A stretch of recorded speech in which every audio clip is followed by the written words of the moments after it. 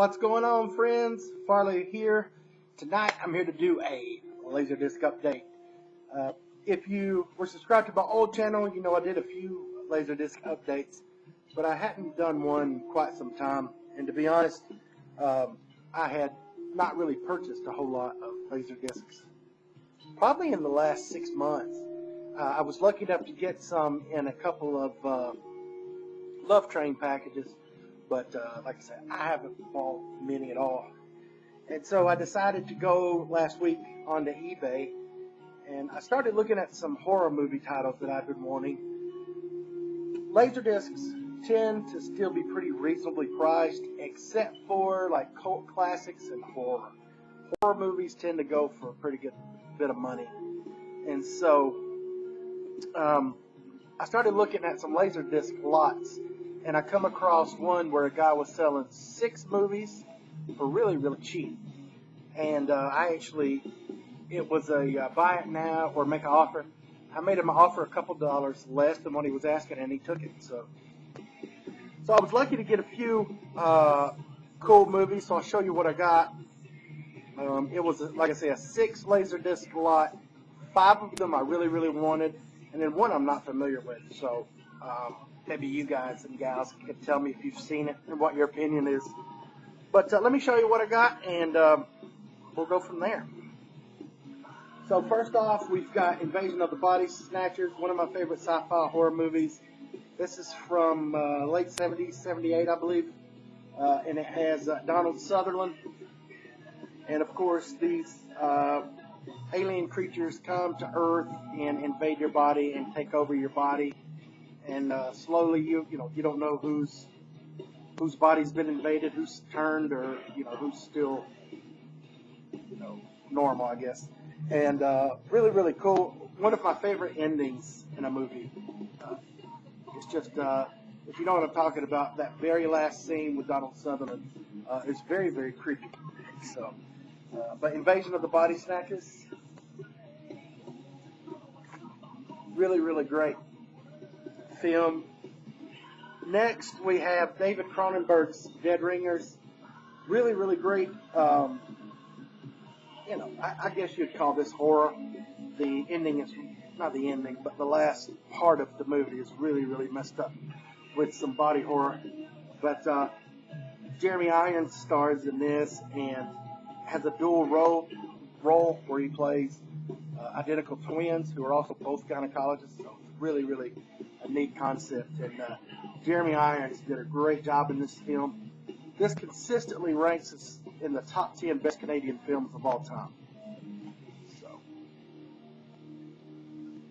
I did look up some reviews of this. In America, it's not as well reviewed as in Canada, and I don't know why. I think it's a great film, especially Jeremy Irons. Next, we have an old horror movie from '73. Yeah. This is a movie I watched years ago, and when I saw it, I was instantly like, oh, I've got to have that. It wasn't a movie that I'd been looking for, because frankly, over time, I've just kind of forgotten about it. And then when I saw it in this Laserdisc lot, I was like, oh, I got to have that. Because I remember watching this years ago, and even though it's from the 70s, it was very, very creepy and I think well made. So, The Legend of Hell House. It's got Roddy McDowell. I forget who else. These are all in very, very good shape. Next, we have a drama that I've really, really enjoyed watching years ago. Again, I haven't watched a lot of these movies in years, which is really, really cool about finding like a Laserdisc lot, because I forget what year they stopped making Laserdiscs. But most of the movies are going to be, older movies that I grew up with anyway. So we've got Kiss of the Spider Woman with William Hurt and what's his name? Raul Julia, and it takes place inside of a prison cell in South America, I believe.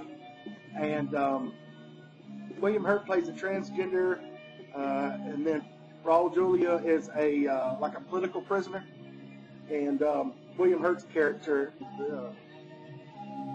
kind of passes the time by telling these stories One of them is like set in Nazi Germany, where a French singer falls in love with a German officer. But really, really cool, and then very good character piece too. But I want to say William Hurt won Best Actor for this movie.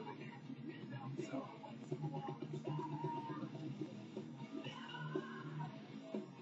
Next, we have Species from '92.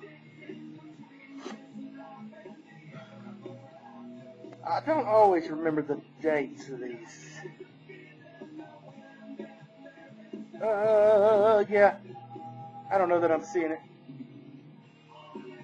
But anyway, this is probably the movie I've seen the most recently of these.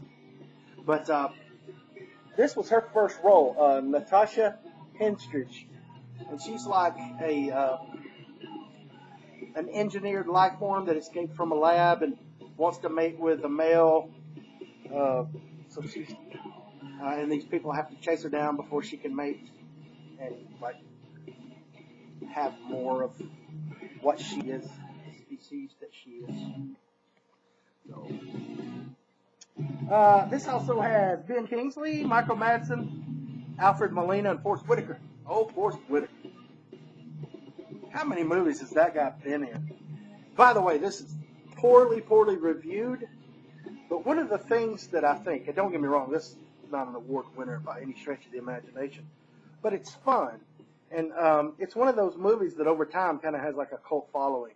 I know there was like Species 2 came out in theaters, and then I think there was maybe some straight to DVD or VHS movies that came out after.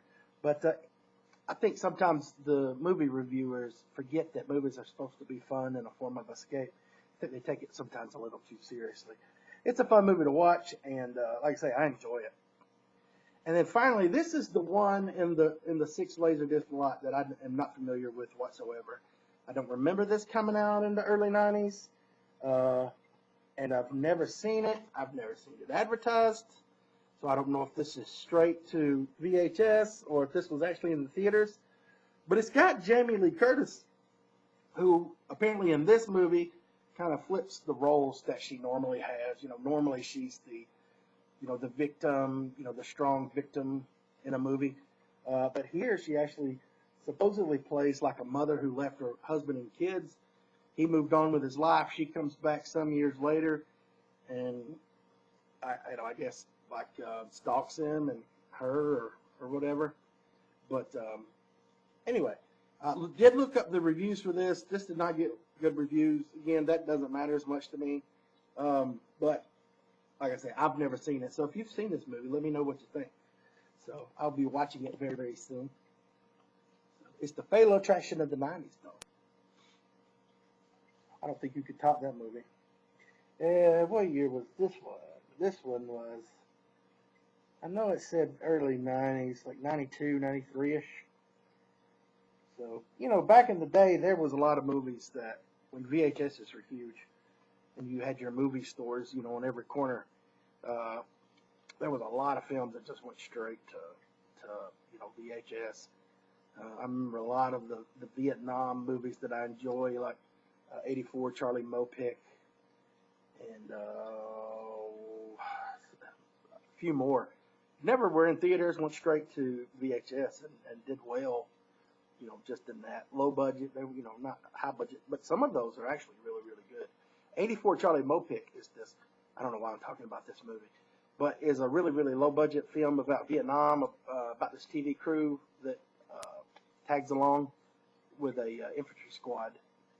But very, very low budget, but very, very well made, and very good movie. So you don't always have to spend millions of dollars to make a good movie or have to have it go out into theaters, but that's me. Anyway, I'm rambled on about stuff. So I hope you enjoyed my first laser update on the new channel. I hope everybody had a good weekend, and we will be seeing you sometime later this week. You guys take care. Talk to you soon. Farley out.